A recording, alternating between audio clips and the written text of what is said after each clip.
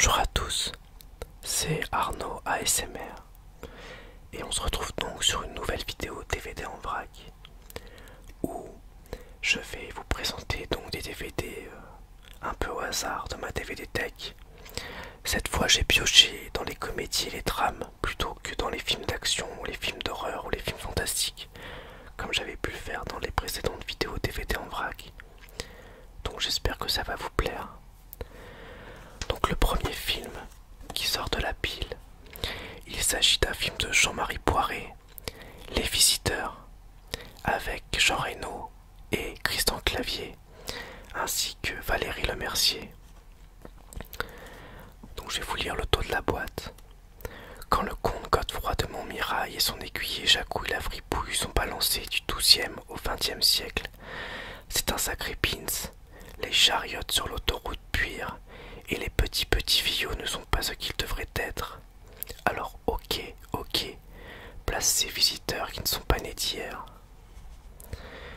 Donc c'est un film qui date de 1993. Là on l'a dans une version Atlas, édition Atlas, qui a donc sans doute été vendue chez des marchands de journaux. Et bah voilà, bon, c'est un des rares films, peut-être même le seul film où il y a Christian Clavier dedans que j'aime bien. Parce que bah j'aime pas Clavier normalement, mais dans ce rôle-là, dans le rôle de Jacouille, c'est vrai qu'il me fait vraiment marrer. Voilà, c'est une comédie qui peut être assez lourdingue, mais c'est ce qui fait pour moi qu'elle est vraiment drôle. Voilà. Ensuite, on a un biopic, Walk the Line, avec Joaquin Phoenix et je ne sais plus, Reese Witherspoon. Voilà, Reese Witherspoon. Donc bah, c'est tout simplement un biopic sur Johnny Cash. 1957, l'Amérique ébahie découvre la première rockstar de l'histoire. Son nom, Johnny Cash, icône d'une génération éternelle rebelle. L'homme en noir a connu tous les excès, les concerts hystériques, les ravages de la drogue, la passion dévorante. Entre gloire et déchéance, Walk the Line vous plonge dans la vie hors du commun de ce musicien visionnaire devenu une véritable légende. Donc c'est un film qui a été réalisé par James Mangold, qui a fait aussi entre autres Night and Day et 3h10 pour Yuma. Alors moi j'ai beaucoup aimé Walk the Line, déjà parce que j'aime bien Johnny Cash pour ce que j'en connais. Et bah du coup ça m'a permis de découvrir un petit peu le personnage. J'ai trouvé que Joaquin Phoenix était vraiment excellent. Et puis bah, j'ai trouvé que c'était un très beau film qui lui rendait bien hommage. Ensuite on a une adaptation d'un roman de Stephen King. Il s'agit de La Ligne Verte. Alors je connais pas le réalisateur de ce film. J'ai regardé un petit peu. Ah oui voilà, c'est Frank Darabont. Voilà, qui a réalisé aussi notamment Les Évadés. Donc avec Tom Hanks, donc ce film en rôle principal. Paul Edgecombe, Tom Hanks est un gardien-chef d'un bloc dans un pénitencier du sud des États-Unis. La vie de son équipe est soudainement bouleversée par l'arrivée d'un nouveau détenu, condamné à mort pour un terrible meurtre.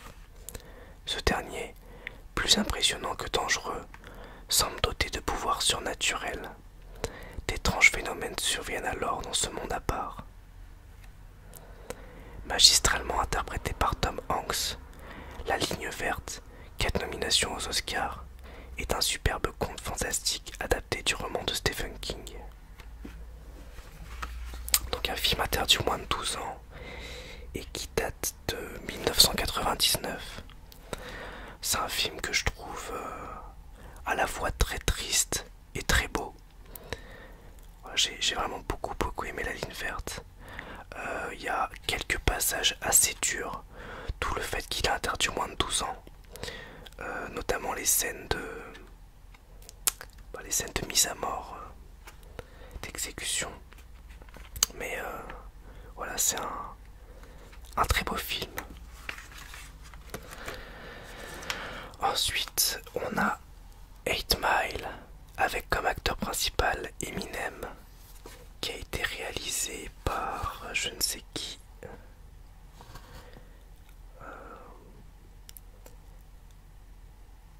Bah écoutez, je sais pas, je vais lire le dos de la boîte et puis on va voir ensemble si c'est écrit. 8 Mile nous plonge dans la vie d'un groupe de jeunes qui luttent pour s'en sortir dans l'univers glauque de la banlieue de Détroit.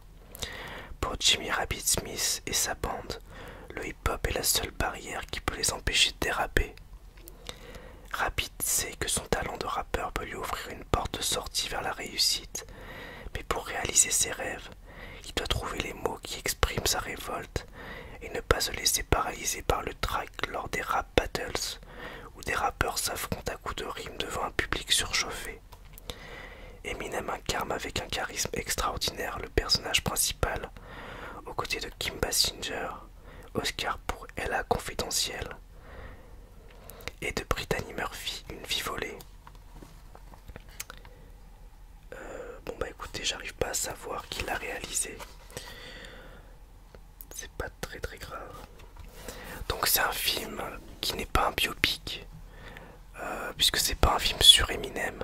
Eminem est acteur et c'est une fiction, mais ça semble quand même inspiré de la vie d'Eminem, en partie. Donc voilà, c'est un film que j'ai bien aimé.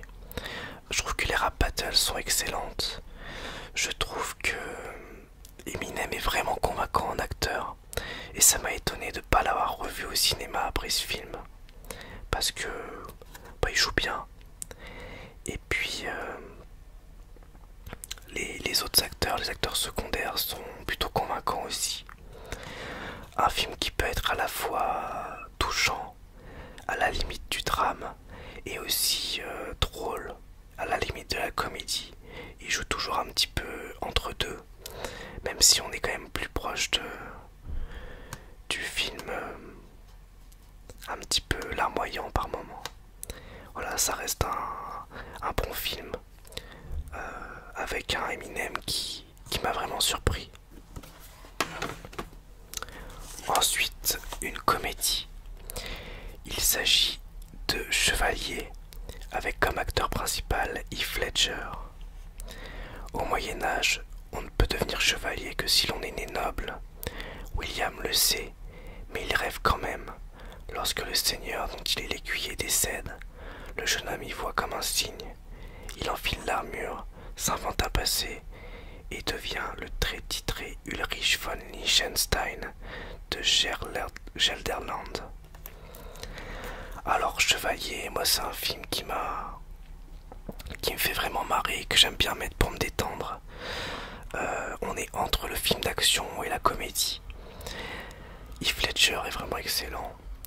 Il y a un contraste aussi dans ce film entre l'ambiance du film avec ses musiques et ses dialogues et comment dirais-je, le fait que le film se passe au Moyen-Âge. Bon, c'est vraiment un film sympa. Et bah, je vous conseille si vous voulez passer un bon moment.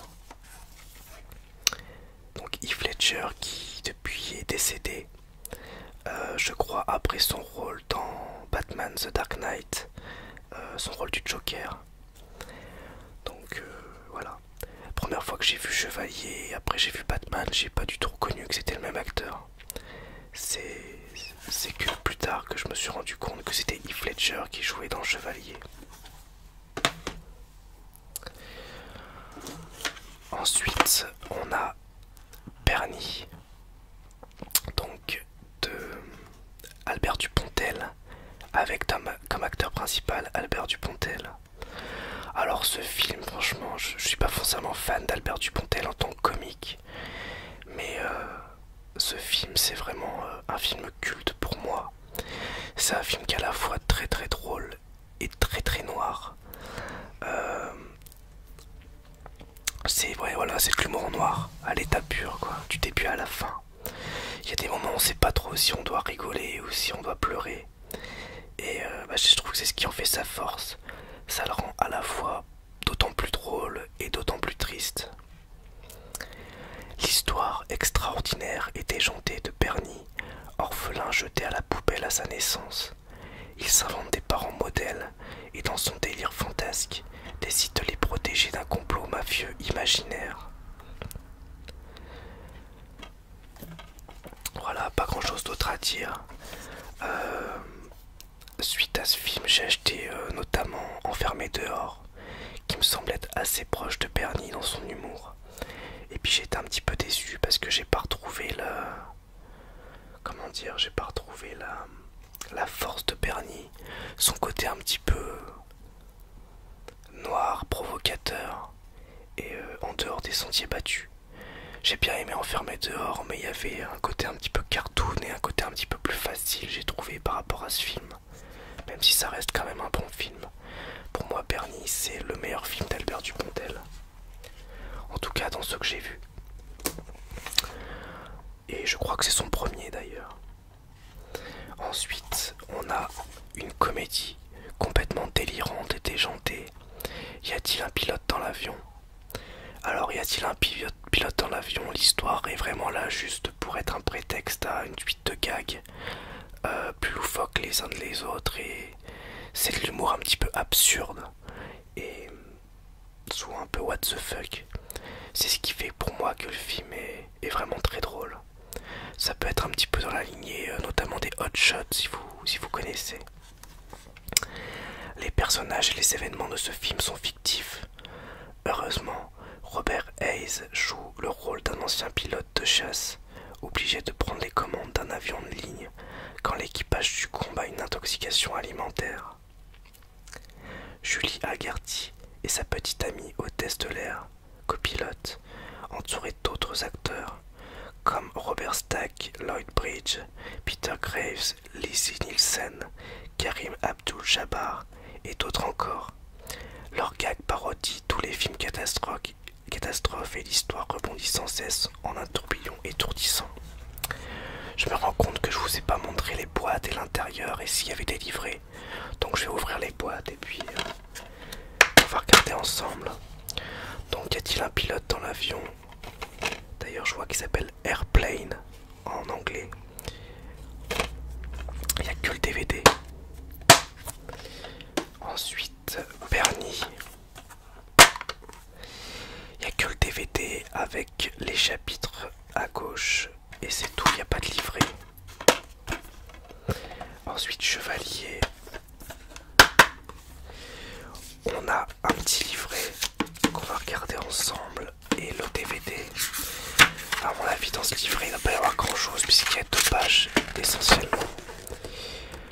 Donc il y a quelques films sur le réalisateur, pardon, quelques lignes, excusez-moi.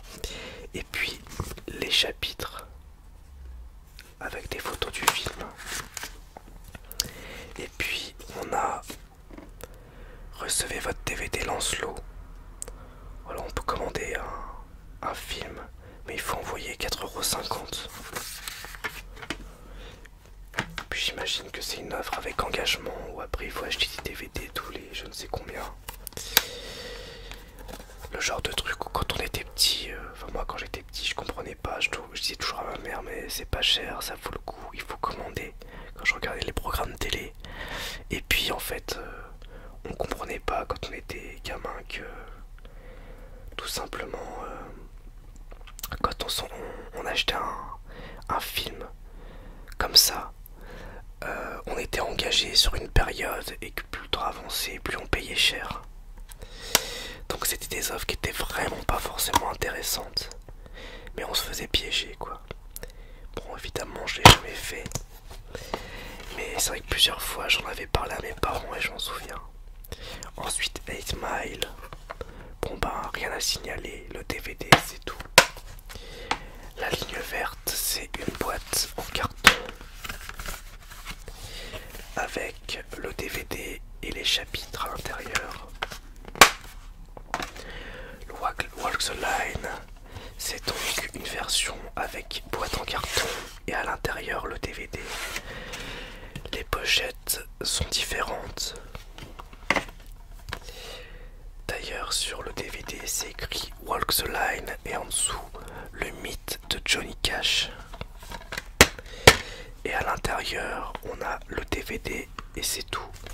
Le DVD qui se présente un petit peu sous la forme d'un disque. D'un CD pardon. Enfin d'un vinyle. Plutôt vu que c'est noir. Pardon. Et les visiteurs. Pas le DVD c'est tout. Et puis c'est le numéro 1 de cette édition Atlas des plus grandes comédies du cinéma français. Donc ben c'est tout simplement le film qui devait être le moins cher de la série, puisque généralement c'était seulement quelques euros pour le premier film édition Atlas. D'ailleurs édition Atlas n'a pas sorti que des films, hein. Ils ont sorti aussi des figurines historiques, des livres, des CD, à peu près tout ce qu'il est possible et imaginable de sortir. Ensuite on a The Mask, donc une comédie avec Jim Carrey. C'est peut-être le premier film avec Jim Carrey que j'ai vu quand j'étais gamin. Et c'est un film que je trouve vraiment drôle et qui est délirant. Il y a un côté vraiment cartoon à ce film que je trouve génial. Et puis je l'ai revu récemment et j'ai trouvé qu'il avait bien vieilli au niveau de ses effets spéciaux. Il date de 1999 et je vais vous lire le dos de la boîte. Modeste employé de banque, Stanley Ipkiss, Jim Carrey, découvre un masque magique qui le transforme en un délirant personnage de cartoon. Doté de super pouvoirs, il va enfin réaliser ses rêves les plus fous. Visage vert fluo, sourire éclatant et corps élastique, voici le super-héros nouvelle génération. Chanteur, danseur, charmeur et surtout irrésistiblement drôle. L'interprétation exceptionnelle de Jim Carrey, Ace Ventura, menteur The Truman Show, le charme de la sculpturale Cameron Diaz, marie à tout prix une fille moins ordinaire, et des effets spéciaux totalement révolutionnaires font de ce masque un spectacle fantastique et une comédie merveilleuse pour toute la famille. Bon alors il parle de super-héros, mais on est loin du film de super-héros. Le personnage de The Mask, il est plutôt incontrôlable et Jim Carrey il est complètement dépassé par les événements. Enfin plutôt Stanley Ipkiss. Donc un très bon film. Ensuite un film de Terry Gilliam, Las Vegas Parano, avec notamment Johnny Depp. Terry Gilliam il a réalisé aussi notamment Brasil ou l'armée des 12 singes, dont j'ai déjà parlé dans une précédente vidéo DVD en vrac. Alors ce film, il faut pas chercher à y trouver une morale, parce que tout simplement il n'y en a pas.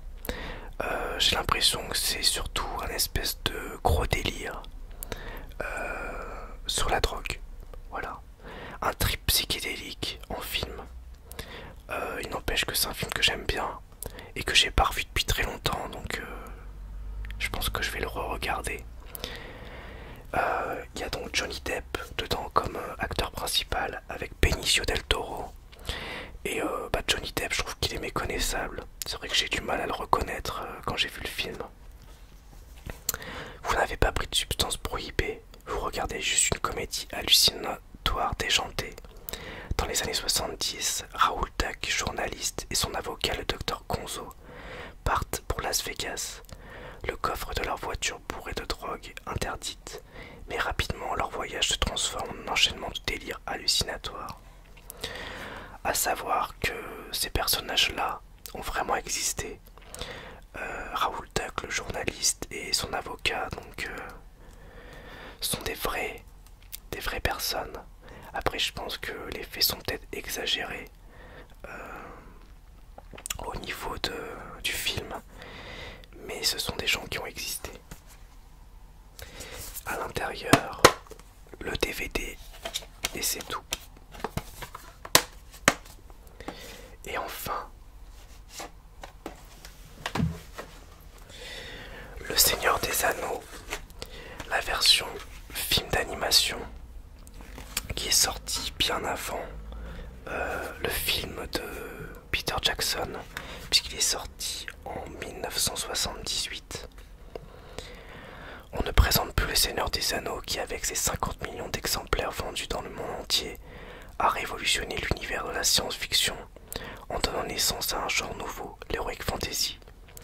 Premier volet de cette célèbre saga de J.R.R. Tolkien, cette adaptation animée de Ralph Bakshi, Cool World, nous entraîne à la découverte de royaumes chimériques et peuplés de créatures fantastiques. Lancé dans une quête insensée, Frodon le Hobbit est chargé de détruire l'anneau unique dont le pouvoir permet à celui qui le porte de régner sur toutes les créatures vivantes. Le plus dangereux des périples débute pour lui et ses compagnons d'équipée. Alors,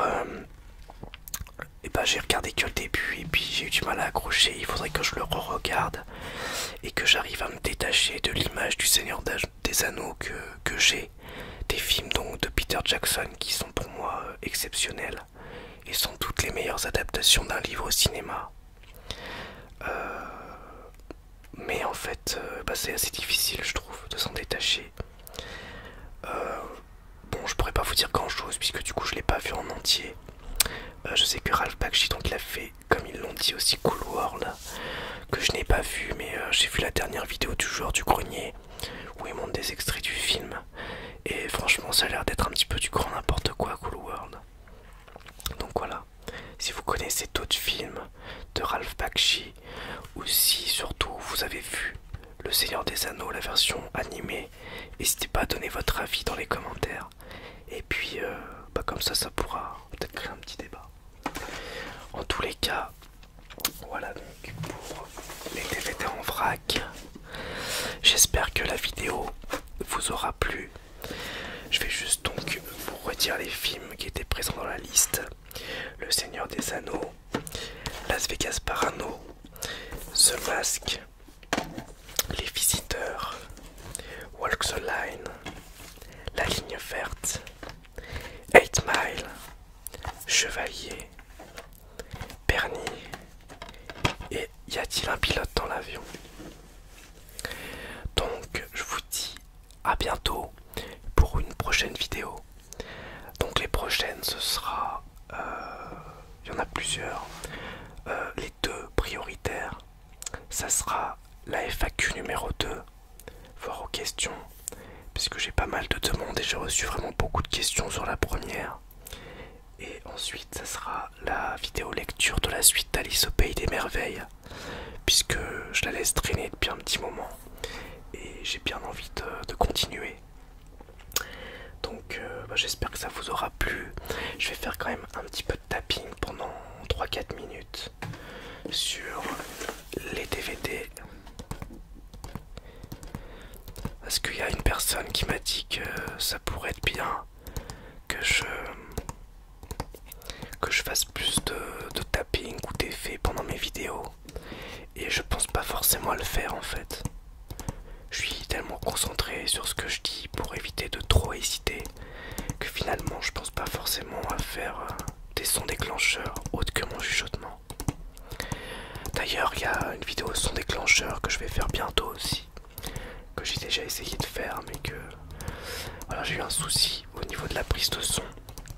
C'est la vidéo, donc une vidéo où je grattais des allumettes et je les trempais dans un bol d'eau froide. Donc le son était intéressant puisqu'en fait on entendait le crépitement de l'allumette proche du micro. Et puis le son, une fois l'allumette trempée dans l'eau, était vraiment agréable. Seulement je me suis rendu compte que c'était assez désagréable le bruit de fond du micro, puisqu'en fait je l'ai mis en binaural et on entendait vraiment beaucoup le son de mon ordinateur. Donc je sais pas comment corriger ça, mais ça m'a un petit peu énervé. Et c'est aussi ce qui fait que je fais pas trop de vidéos binaural, c'est que tout simplement le Blue Yeti en binaural il est tellement sensible que ça capte vraiment trop l'ensemble des bruits qui sont présents chez moi et à proximité du lieu d'enregistrement. Comme j'enregistre avec mon ordinateur, malheureusement je peux pas faire autrement que d'avoir ce bruit de fond là. Et puis pour pour être honnête, moi le fait que ce soit en binaural ou pas, quand j'écoute de l'ASMR, je m'en fiche un peu. Ce qui m'intéresse, c'est surtout le chuchotement de la personne, la qualité du son. C'est ce qui m'importe le plus.